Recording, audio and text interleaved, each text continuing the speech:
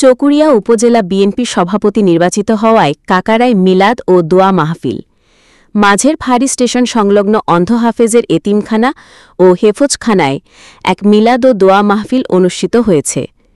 মঙ্গলবার ২ সেপ্টেম্বর বাদ এশা আয়োজিত এ মাহফিলে এনামুল হকের সুস্বাস্থ্য, দীর্ঘায়ু এবং রাজনৈতিক সাফল্য কামনায় বিশেষ মুনাজাত করা হয়। এ সময় মরহুম শহীদ প্রেসিডেন্ট জিয়াউর রহমান, বিএনপি চেয়ারপারসন বেগম খালেদা জিয়া, ভারপ্রাপ্ত চেয়ারম্যান তারেক রহমান এবং চকুরিয়া পেকুয়া আসনের সাবেক সংসদ সদস্য সালাউদ্দিন আহমেদের জন্য দোয়া করা হয়। দোয়া মাহফিলে উপস্থিত ছিলেন এনামুল হকের সুযোগ্য ছোট ছেলে ইয়াসির আরাফাত, বিপু, ইউনিয়ন বিএনপির সাবেক সিনিয়র সহসভাপতি জয়নুল আবেদিন, ইউনিয়ন বিএনপির যুগ্ম সম্পাদক নাজিম উদ্দিন, দফতর সম্পাদক শুয়াইবুল ইসলাম এমএ, ছাত্রদলের নেতা দিদারুল ইসলাম দিদার, যুগ্ম সম্পাদক আবদুল্লাহ, ফরিদুল আলম সিকদার, কাকারা ইউনিয়ন যুবদলের সভাপতি নুরুল হুদা রানা, কলেজ ছাত্রদলের সাবেক সভাপতি নেজাম উদ্দিন, কাকারা ইউনিয়ন ছাত্রদলের সাবেক সভাপতি আয়ুব, কলেজ ছাত্রদলের সাবেক সদস্য সচিব খালিদুর রহমান ইফাদ। শেষে মুনাজাত পরিচালনা করেন হাফেজ জাহিদুল ইসলাম, অন্ধ হুজুর। আজকের দোয়া মাহফিল ও মিলাদ মাহফিলে আপনারা যারা উপস্থিত হয়েছেন সবাইকে আমার ব্যক্তিগত তরফ থেকে আসসালামু আলাইকুম। 23 আগস্ট চকরিয়া উপজেলা বিএনপির দ্বিবার্ষিক সম্মেলন ও কাউন্সিল অনুষ্ঠিত হয়েছে। উক্ত কাউন্সিলে আমার বাবাকে সভাপতি ও আলহাজ মোবারক আলী চাচাকে সাধারণ সম্পাদক ঘোষণা করায় আজকে এই দোয়া মাহফিলের আয়োজন করা হয়েছে। ধন্যবাদ জানাচ্ছি কক্সবাজারের উন্নয়নের রূপকার সাবেক মন্ত্রী, জননেতা বা বিএনপির স্থায়ী কমিটির মাননীয় সদস্য জননেতা আলহাজ সালাউদ্দিন আহমেদ সাহেবকে। আমি ধন্যবাদ জানাচ্ছি ওনার সহধর্মিনী সাবেক সংসদ অ্যাডভোকেট হাসিনা আহমেদকে। আমি আরো ধন্যবাদ জানাচ্ছি কক্সবাজার জেলা বিএনপির সম্মানিত সভাপতি আলহাজ শাহজাহান চৌধুরী সাহেবকে।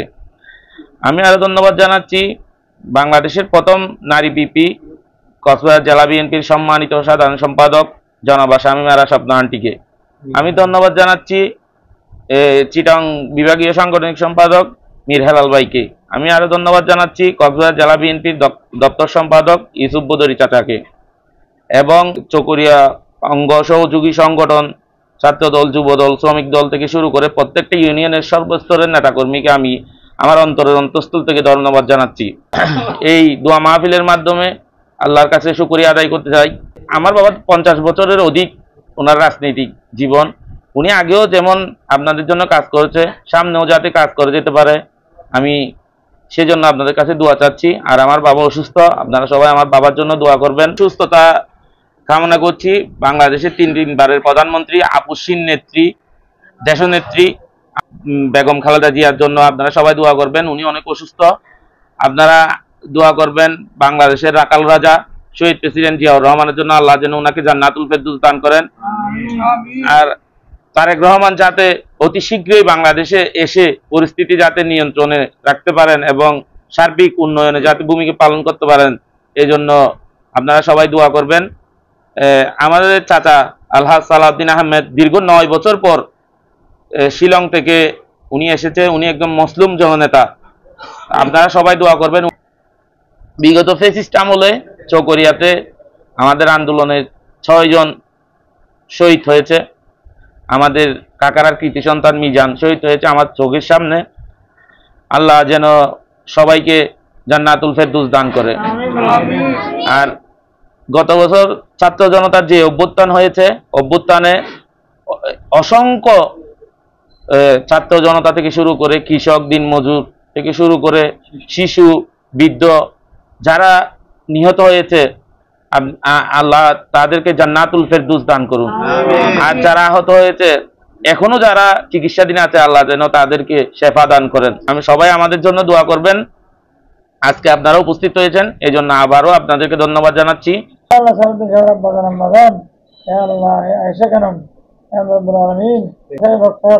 আল্লাহ তাআলা করে বলেন, আল্লাহ তুমি জান্নাতুল ফেরদৌস দান করুন। আল্লাহ আল্লাহ